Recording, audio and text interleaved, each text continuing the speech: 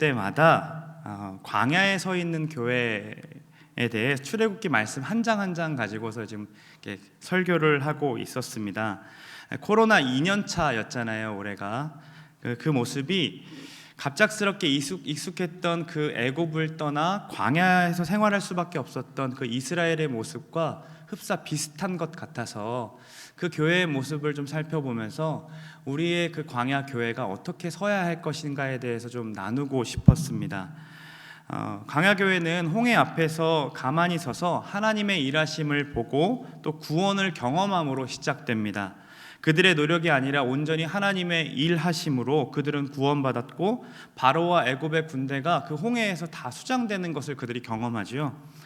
그러나 엄청난 기적을 맛봤음에도 며칠 가지 않아서 그들은 또다시 불만을 토로하고 원망을 합니다. 마라에서 분명히 3일 길을 참고 걸었는데 분명히 단물을 내야 되는 그 마라에서 쓴물이 나오니까 그들이 원망했지요. 하나님께서는 분명하게 그들에게 역사하셔서 나뭇가지를 던져 주심으로 그 쓴물이 단물이 되는 것들을 경험하게 하시고 또 이후에는 어떤 것? 엘림을 또 누리게 하셨습니다. 광야교회의 그 갈증을 채워주셨던 우리 주님은 그들에게 그 갈증뿐만이 아니라 배고픔까지도 채워주십니다. 무엇을 통해서 가능했습니까? 만나와 메추라기를 통해서 가능했습니다. 이 양식은 단순히 육적인 필요만을 채우는 것이 아니라 영적인 갈급함까지도 풍성하게 채울 수 있는 하나님의 말씀이었다라는 거죠. 이 광야 같은 우리의 삶에서도 가만히 서서 이렇게 구원을 경험할 수 있는 것, 그리고 마라와 같은 우리의 인생을 다시 단물로 바꾸시고 엘림처럼 평안을 누리게 하시는 것, 또 때마다 만나와 메추라기를 먹여주시고 그렇게 육적인 필요뿐만 아니라 영적인 갈급함을 풍성하게 누리게 하실 수 있는 그 이유는, 그게 가능한 것은 누구 때문입니까? 우리 구주 예수 그리스도이시 때문입니다. 말씀이신 그분 때문에 가능한 거죠. 근데 만나와 메추라기로 배부름을 겪고 그렇게 행복함을 누린 것도 잠시였습니다. 아말렉이 이 후미들을 쳐서 지쳐있는 사람들을 공격하기 시작한 거죠. 광야교회의 사람들은 전쟁에 능한 사람들이 아니었습니다. 갑자기 노예로 있다가 나온 사람들이기 때문에 전쟁의 도구도 없었고 전쟁에 능한 실력도 없었습니다. 그러나 그들이 무엇을 의지하면서 이겨내기 시작합니까? 산 위에서 모세가 하나님의 지팡이를 들고 손을 들기 시작하자 그 산 위에 모세가 든 지팡이를 보고 하나님의 지팡이를 보면서 그들이 승리를 경험하기 시작합니다. 이처럼 우리도 산 위에 있는 그 나무를 보면서 우리가 승리를 경험하는 거죠. 그게 무엇이라 했습니까? 산 위에 서 있는 십자가라고 이야기했었습니다. 영적 전투에서 승리할 뿐만 아니라 이런 실제적인 문제에서도 하나님이 회복을 또 맛보게 하시는 것을 경험하는데, 종교적인 문제로 헤어져야만 했던 그 모세의 가정을 다시 홍해를 경험하고 그 다음에 이제 시내산 바로 앞에서 장인 이드로와 그리고 십보라와 자녀들을 함께 볼 수 있는 그 모세의 가정이 회복되는 역사를 우리가 또 살펴보면서 우리의 가정도 그렇게 회복을 느끼게 하실 그 하나님을 또 기대했었습니다. 더 나아가 모세의 장인 이드로에게 인정을 받고 또 이드로가 하나님을 찬양하게 되므로 모세의 정체성까지도 회복시켜 주시는 그 하나님을 우리는 말씀을 통해서 이렇게 살펴본 것이죠. 애굽에 떠나온 지 지금 3개월이 된 차였습니다. 하나님께서 이스라엘을 왜 구원하셨는지를 모세에게 말씀하시는데, 그게 무엇이었냐면 그들로 하여금 제사장 나라가 되게 하고 거룩한 백성이 되게 하겠다라는 약속이었습니다. 이 제사장 나라와 거룩한 백성이 된다라는 것은 그 세상과 하나님 사이의 중재자로서의 사명을 감당하는 것이라 이야기했죠. 이처럼 하나님께서는 모세에게 광야교회의 정체성을 말씀해 주시고, 이제 오늘 본문처럼 십계명이라는 말씀, 우리가 너무나도 잘 아는 말씀을 하나님께서 지금 직접 말씀으로 이야기하십니다. 창세기부터 신명기까지 많은 율법들이 있지만 대부분의 율법은 모세의 입을 통해서 하나님께서 전해주셨습니다. 그러나 이 십계명만큼은 하나님께서 직접 음성으로 이스라엘 백성에게 말씀하신 것입니다. 그래서 하나님께서는 십계명을 주시기 전에 옷을 빨라고 하고 거룩하고 성결하게 서 있으라고 이야기합니다. 또 십계명 안에는 하나님의 그 자기 선언, 자기 선포가 담겨 있습니다. 십계명은 하나님께서 왕의 자격으로 자기 백성들에게 하시는 말씀입니다. 즉 너희는 내 백성이고 나는 너희의 왕이 되겠다라는 그 선언이 그 십계명 안에 담겨져 있다라는 거지요. 하나님이 말씀을 통해 누구신지를 이렇게 직접 드러내시고 또한 음성으로 직접 말씀하신 것이기에 십계명은 어떤 율법보다 가장 중요한 율법이며 선지자의 강령이라고 말씀하십니다. 그런데 우리는 십계명을 그렇게 중요하게 여기지 않는 것 같아요. 옛 계명이라고 생각을 하거나 알아도 지키지 못하는 법이라고 생각하면서 그냥 무시한다라는 거죠. 왜 그렇습니까? 십계명이라고 하는데 이 계명의 한자가 명령할 계에 목숨 명자를 쓰다 보니까 이 명령한 것을 안 지키면 죽을 것 같다라는 것처럼 느껴지기 때문에 의무감으로 강제로적으로 다가온다라는 겁니다. 안 지키면 구원을 못 받을 것 같고 지킬 수 없는 무리한 요구를 하나님께서 하시는 것처럼 느껴지는 거죠. 그러나 십계명이라는 말은 후대에 붙여진 이름이고 성경 그대로 보면 하나님께서 자기 백성들에게 음성으로 들려주신 10가지 하나님 말씀이라는 겁니다. 또한 이 10가지 말씀을 지키면 구원받고 지키지 못하면 구원받지 못한다가 아니었습니다. 어떻게 그것을 알 수 있냐면 20장 1절을 보면 이렇게 이야기하고 있습니다. 인도하여 낼 하나님 여호와입니까? 아니면 인도하여 낸 하나님 여호와입니까?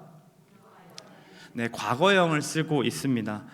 그러니까 이스라엘 백성들이 애굽에 있었을 때에 하나님께서 십계명을 주시면서 너희들이 이것을 지키면 내가 인도하여 내겠다라고 말씀하신 게 아니라 이미 광야에서 홍해를 건너고 애굽에서 홍해를 건너고 광야에 와서 시내산 앞에 섰을 때에 내가 너희들을 이렇게 인도해냈다. 그러니 너에게 이렇게 말해줄게 하면서 하나님께서 이 십계명을 주고 계신다라는 거죠.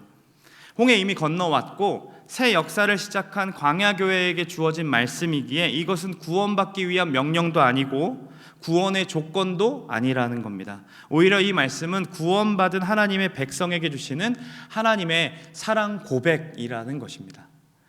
어떻게 십계명이 하나님의 사랑 고백이 될 수 있을까요?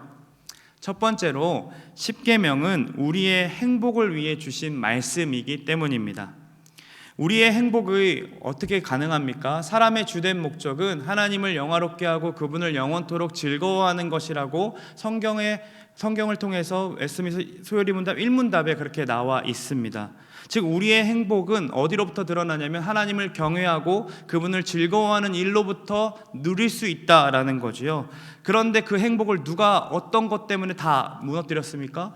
죄가 인간에게 들어오기 시작하자 모든 것들이 다 무너지기 시작했던 겁니다.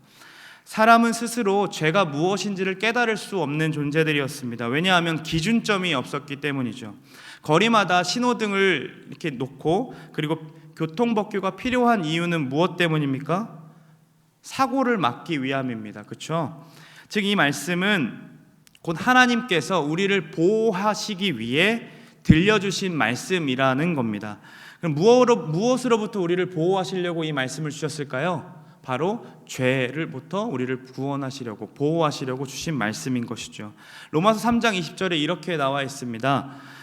그러므로 율법의 행위로 그의 앞에 의롭다 하심을 얻을 육체가 없나니 율법으로는 죄를 깨달음이라. 즉 율법으로는 죄를 깨달을 수 있기 때문에 지금 하나님께서 우리에게 율법을 주신 것이라는 겁니다.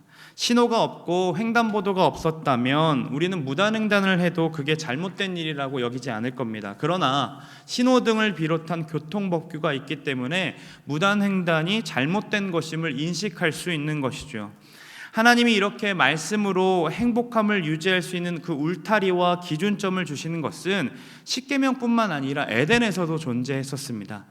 하나님께서 에덴 동산을 마음껏 너의 마음대로 모든 것들을 먹고 마시고 누려라 라고 하신 다음에 동산 중앙에 선악을 알게 하는 나무만은 먹지 말라고 하셨습니다.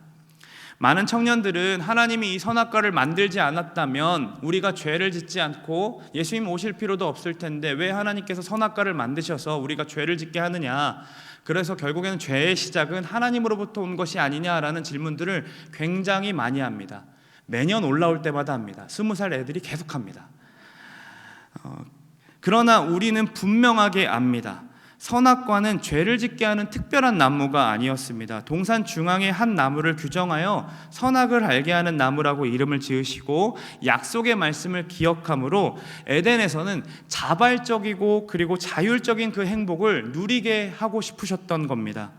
이스라엘 백성이 가나안 땅에 곧 들어가게 되고 그곳에서 애굽만큼 발전된 문화를 그들이 경험할 것을 하나님은 아셨을까요? 몰랐을까요? 아셨겠죠. 그때 그들은 다시 애굽의 삶으로 돌아갈 거라는 것을 하나님 분명히 알고 계셨습니다. 수많은 우상들을 섬기며 살아갈 수밖에 없는 존재임도 하나님 분명하게 알고 계셨습니다. 그래서 그들을 진짜 행복이 무엇이고 그리고 진짜 그 삶을 영위하면서 누릴 수 있는 하나님이 만드신 그 에덴을 가나안 땅에서 누릴 수 있는 방법이 무엇임을 가르쳐 주시기 위해 이 계명을 주시면서 하나님 경외하고 즐거워하며 살 수 있는 방법을 허락하신 거죠. 그래서 10가지 말씀을 하나님은 모세를 통해서도 하실 수 있었지만 직접 하고 싶으셨습니다. 모아놓고 직접 자기 음성을 들려주고 싶으셨다라는 겁니다. 두 번째로 10가지 이 고백이 사랑의 고백인 이유는 하나님께서 자기 자신을 표현하시는 문장에서 찾아낼 수 있습니다. 같이 5절 말씀을 함께 읽어보겠습니다. 그것들에게 절하지 말며 그것들을 섬기지 말라. 나 네 하나님 여호와는 질투하는 하나님인즉 나를 미워하는 자의 죄를 갚되 아버지부터 아들에게로 3, 4대까지 이르게 하거니와. 하나님이 자기 자신을 표현하시는데 어떤 하나님이라고 이야기하십니까? 질투하는 하나님이라고 말씀하시죠. 열심으로 시기하고 질투하시는 분이라고 합니다. 여러분, 질투라는 것은 좋은 말입니까? 나쁜 말입니까? 여러분은 남편분이 TV 연예인을 바라보면서 아유 저 처자가 너무 예쁘다 이렇게 얘기하시면 질투하십니까? 성정인 선생님 꼭 고개를 끄덕이시네. 나 보라고 내가 예뻐 저 연예인이 예뻐 이렇게 하시면서 하는 분은, 그렇게 묻는 분은 없을 겁니다가 제가 준비했는데 고개를 끄덕이시니까. 행여나 남편이 저 연예인을 좋아한다고 하더라도 저 연예인이 내 남편을 좋아할 확률은 극히 드물기 때문에 일어나지 않는 일임에도 생각만 한 것으로 아직도 나야 저 연예인이야 이렇게 묻고 질투한다면 우리 성도님들은 아내가 있음에도 연예인을 보고 예쁘다고 말하는 남편보다 질투하고 있는 아내를 더 이상하게 여길 겁니다. 그러나 우리 이렇게 다 질투했던 적이 있습니다. 언제입니까? 남편이 되기 전에 그 남자를 만났을 때죠. 순수하게 어떤 모습도 다 받아들일 수 있을 거라고 생각했던 그 연애의 시절, 그 사랑했던 그때에 연예인이 뭐예요?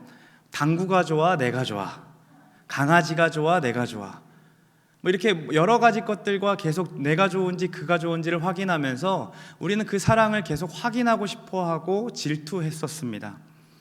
이처럼 질투한다는 것은 상대방을 뜨겁게 사랑하고 있다는 것을 반영해주고 있습니다.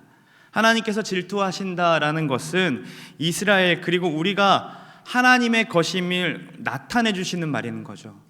하나님이 너는 내 거야 그러니까 다른 거 쳐다보지 마라고 얘기하신다라는 건 우리가 하나님의 것임을 알기 때문에 다른 거 쳐다보면 질투하신다라는 겁니다. 어떤 모습도 다 받아들일 수 있을 만큼 순수하고 뜨겁게 우리를 사랑하신다는 표현이 나는 질투하는 하나님이다 라고 얘기하는 그 음성 속에 담겨져 있다라는 겁니다. 하나님께서 이렇게 사랑을 듬뿍 담아서 직접 음성으로 말씀하셨습니다. 3절에서 6절 말씀을 눈으로 한번 쭉 보시겠습니까? 너는 나 외에는 다른 신들을 내게 두지 말라. 너를 위해 새긴 우상을 만들지 말고 또 위로 하늘에 있는 것이나 아래로 땅에 있는 것이나 땅 아래 물속에 있는 것의 어떤 형상도 만들지 말며 그것들에게 절하지 말며 그것들을 섬기지 말라. 나 내 하나님 여호와는 질투하는 하나님인즉 나를 위하는 자의 죄를 갚되 아버지로부터 아들에게로 3, 4대까지 이르게 하거니와 나를 사랑하고 내 계명을 지키는 자에게는 1000대까지 은혜를 베푸느니라. 이 말씀을 신랑이 신부에게 해주신 어떤 프로포즈라고 생각하면서 의역하면 이런 의미라고 생각이 듭니다. 이 프로포즈 할 때는 음악이 좀 필요하겠죠. 그래서 제가 미리 좀 부탁을 좀 했어요. 살짝 반주를 좀 깔아주시겠습니까? 신랑 대신 우리 주님이 신부 대신 여러분에게 지금 이스라엘에게 이렇게 얘기하고 있는 겁니다. 내 얼굴 앞에 당신만 있었으면 좋겠습니다. 나 말고는 다른 사람은 보지 않았으면 좋겠습니다. 이제 그동안 만났던 남자들은 다 잊으세요. 내가 당신을 행복하게 해줄 수 있습니다. 당신은 나의 것입니다. 그러니 나를 사랑해 주세요. 내가 당신의 모든 것들을 다 덮어줄게요. 감사합니다. 생각해보면 하나님이 이렇게까지 고백하실 이유가 없습니다. 그렇죠? 아담 때부터 이스라엘 백성뿐만 아니라 우리까지도 하나님께서 주신 이 사랑의 고백을 우리는 철저하게 무시하고 살아가지 않았습니까? 의인은 없나니 하나도 없다라고 말하는 그 로마서 말씀처럼 우리는 늘 하나님보다 죄에 더 가깝게 지냈고 죄를 더 즐거워하며 사는 존재들이었습니다. 호세아의 아내 고멜을 기억하십니까? 우리는 사랑을 받았고 은혜로 모든 죄를 덮어주었음에도 그 남편을, 그 사랑 많은 그 남편을 떠나 다시 여러 남자들을 만나는 그 창기로 살아가는 자들이 고멜의 이야기뿐만 아니라 이스라엘 이야기였고, 이스라엘 이야기뿐만 아니라 바로 우리의 이야기였다라는 겁니다. 1년을 한번 돌아보면 코로나 중에도 우리 하나님께서는요, 우리를 친히 보호하셨습니다. 온라인이나 오프라인이나 때마다 하나님은 우리에게 은혜를 허락해 주셨습니다. 정말로 많은 은혜를 우리가 누리며 살았습니다. 그런데 우리 뜻대로 무언가 되지 않으면 언제 은혜를 받았냐는 듯 행동합니다. 지나온 삶이 은혜입니다라고 고백한 것이 무색할 만큼 익숙하게 죄를 짓고 익숙하게 하나님을 멀리하는 우리의 모습을 발견하는 거죠. 하나님께서는 한 해 동안 예배를 통해 우리 앞에 놓인 그 홍해와 같은 모든 것들을 다 갈라놓으시고 그 땅을 걸을 수 있도록 허락하셨습니다. 또 우리가 마라와 같은 쓴 고통을 경험했을 때에도 하나님은 우리를 엘림으로 인도하셔서 다시 평안함을 누릴 수 있도록 하셨죠. 육적인 굶주림과 영적인 어떤 갈급함이 있을 그 순간에도 우리를 하나님께서는 떠나지 아니하시고 우리에게 예배를 통하여 또 사람을 통하여 날마다 우리에게 그 육적인 배고픔과 모든 것들을 다 해결하여 주셨습니다.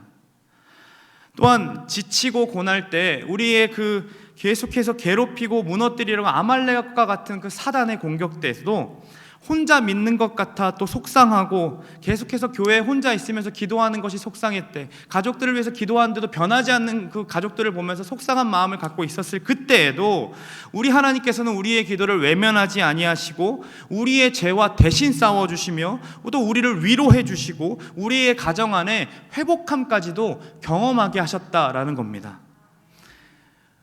상황과 환경은 여전히 우리는 광야에 서 있는 것 같습니다. 이제 코로나가 끝나는 것 같지만 아까 기도해 주셨던 것처럼 오미크론이라는 바이러스가 또 우리를 괴롭게 한다라는 거죠. 그때 우리의 상황은 여전히 광야이지만 우리가 눈을 들어서 하나님을 우리는 바라보게 하신다라는 겁니다. 무엇을 통해서요? 예배함을 통해서 다시 하나님을 바라보게 하신다는 거죠. 그래서 단순히 우리만의 회복일 뿐만 아니라 나보다 더 기도가 필요한 사람들, 나보다 더 예수님이 필요한 사람들을 위해 거룩한 백성 제사장 나라로 우리 이 자리에 와서 느헤미야 52일 동안 기도하게 하셨습니다. 그 하나님께서 2021년을 마무리하는 12월 이 첫날을 맞이하는 오늘 다시 우리를 예배의 자리로 불러주시고 그토록 하고 싶으셨던 말을 우리에게 지금 전하고 계신다는 거죠. 그게 무엇입니까? 하나님의 사랑이 듬뿍 담긴 고백입니다. 내 얼굴 앞에 너만 있으면 좋겠다. 어떤 것도 내 앞에 두지 말아라. 내 앞에는 너 하나만 있으면 된다. 이 하나님의 사랑 고백은 이스라엘이 어떤 존재인지 모르기 때문에, 이스라엘이 얼마나 배반을 품고 있는지 모르기 때문에 지금 고백한 것이 아닙니다. 하나님 다 알고 계셨습니다. 그들이 가나안 땅에 들어가서 결국 그들의 우상들을 따라가고 그들의 문화에 지배받고 더 나아가 사사시대처럼 하나님이 분명히 왕으로 계심에도 불구하고 자기 옳은 소견대로 행하며 망하여질 백성이라는 것을 분명히 아셨습니다. 그럼에도 불구하고 하나님께서 지금 그들을 향해 뭐라고 고백하십니까? 사랑한다라고 고백하고 계신다는 거죠. 이 계명을 지키는 자, 즉 이 사랑 고백을 받아들이는 자에게는 천대까지 은혜를 베풀겠다라고 약속하십니다. 내가 더 이상 죄를 기억하지 아니하고 은혜가 뭡니까? 꼭 덮어주겠다라고 말씀하시는 거죠. 근데 그 약속이 어디서 실현됩니까? 바로 십자가 위에서 실현되었다라는 겁니다. 오늘 본문을 보세요. 나 내 하나님 여호와는 질투하는 하나님인즉 나를 미워하는 자의 죄를 갚되 아버지로부터 아들에게로 3, 4대까지 이르게 하거니와 라고 말씀하시잖아요. 그렇죠? 미워하는 자가 누구입니까? 이스라엘이었고 우리였습니다.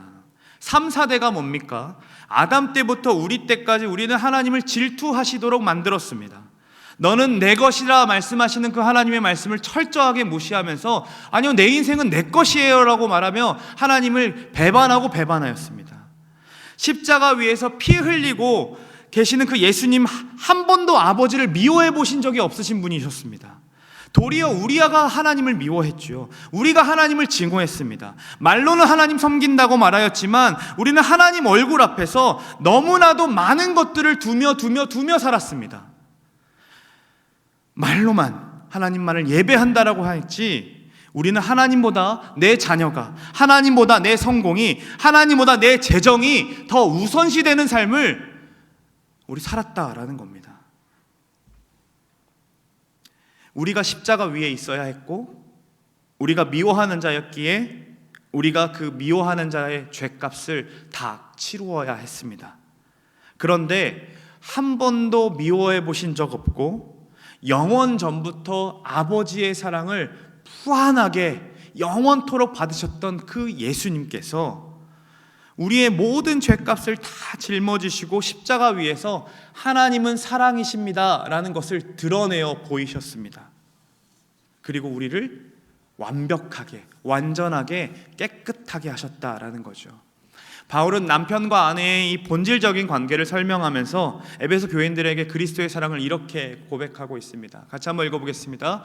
그리스도께서는 교회를 물로 씻고 말씀으로 깨끗하게 하셨습니다.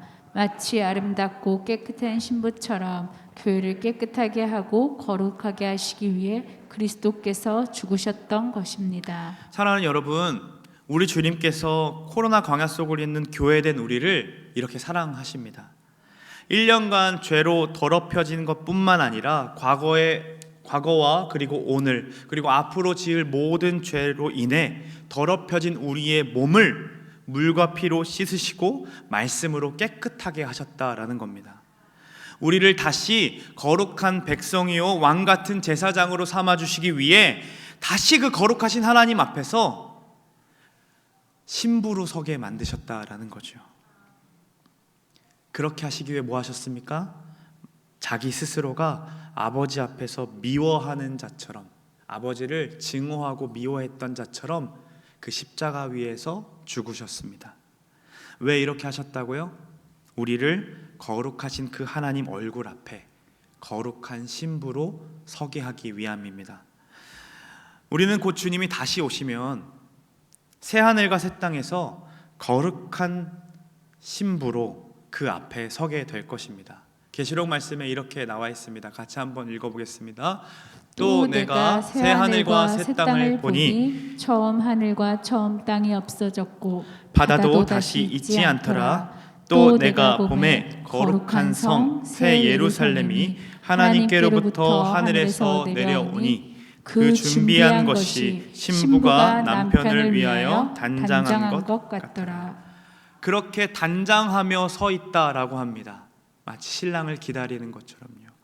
그리고 그 시내산에서 거룩한 백성에게 음성으로 말씀하셨던 것처럼 그렇게 단장하며 서 있는 신부에게 하나님께서 음성으로 나타나 보이십니다. 말씀하십니다. 우리 그 말씀 한 번 더 읽어보겠습니다.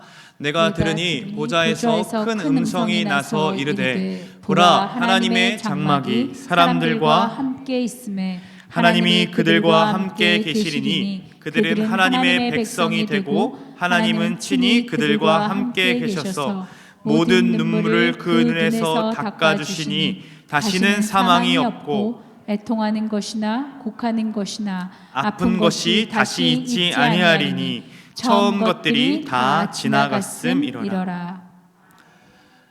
지금은 비록 거울로 보는 것 같이 희미하나 우리는 진짜 곧 그 결혼식을 하게 될 것입니다.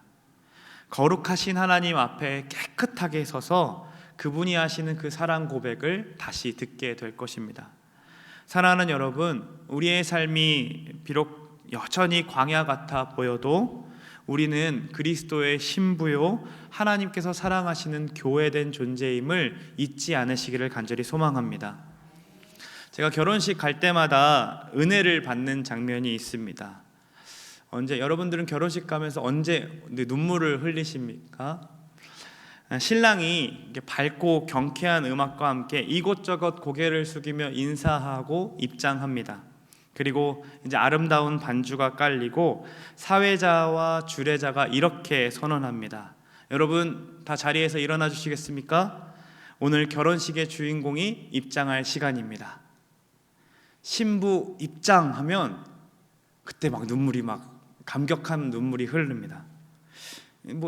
신부와 이렇게 별다른 관계가 있는 것도 아닌데 거기서 이렇게 울면 좀 이상한 거긴 한데요. 왜 그렇게 눈물이 날까 생각을 해보고 왜 감격을 받냐면요, 새하늘과 새 땅에서 우리를 맞아주시는 신랑 그 예수님이 우리를 기다리고 계시고 저 앞에서, 그리고 우리를 바라보면서 박수치며 응원해줄 천군의 천사들과 그리고 그곳에 먼저 간 사람들이 이렇게 오버랩되면서 신부 입장하는데 그렇게 눈물 나게 좋은 겁니다. 거룩한 백성, 제사장 나라로 살아내지 못함을 우리는 너무 잘 압니다. 1년을 또 돌아보면 우리 여전히 실패했고 여전히 죄 많이 지었고 좀 거룩하게 살고 싶고 제사장 나라처럼 살고 싶지만 우리의 삶의 흔적 가운데 1년을 돌아보지 않아도 어제 오늘 삶 가운데 우리는 수없이 많은 죄로 우리를 더럽히며 살아갔었습니다. 그렇게 주님이 주셨던 그 예복들을 다 더럽히고 지저분한 몸인데 그 몸을 우리 주님께서 다 닦아주시고 고생했다. 그리고 새로운 예복을 우리에게 딱 입혀주시면서 마치 우리가 주인공인 것처럼 우리를 맞아주시는 그 예수님, 그 신랑 되신 예수님을 생각하면 너무너무 감사한 거예요. 그리고 어떤 마음이 들까요? 그때를 기다리며 흠없이 보존되고 싶은 마음이 드는 겁니다.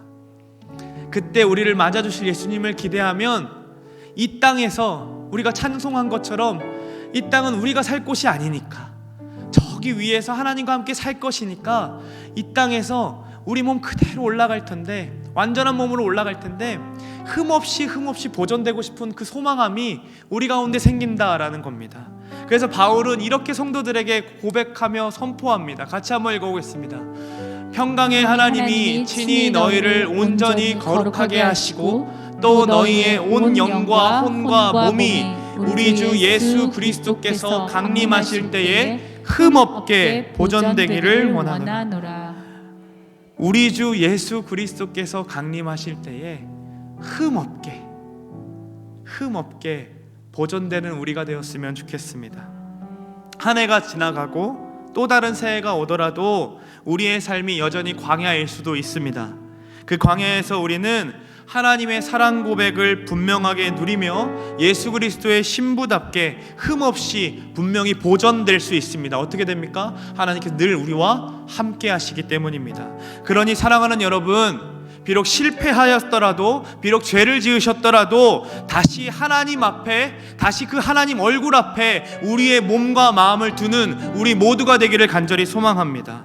그리하여서 하나님의 그 사랑 고백을 누리면서 다시 우리의 진짜 정체성, 다시 우리가 어떤 존재인지를 예배를 통하여, 말씀을 통하여, 이 교회를 통하여 마음껏 체험하시고 마음껏 경험하는 우리 모두가 되었으면 좋겠습니다. 성경은 우리에게 분명하게 얘기합니다. 거룩한 신부라고 얘기하고 있습니다.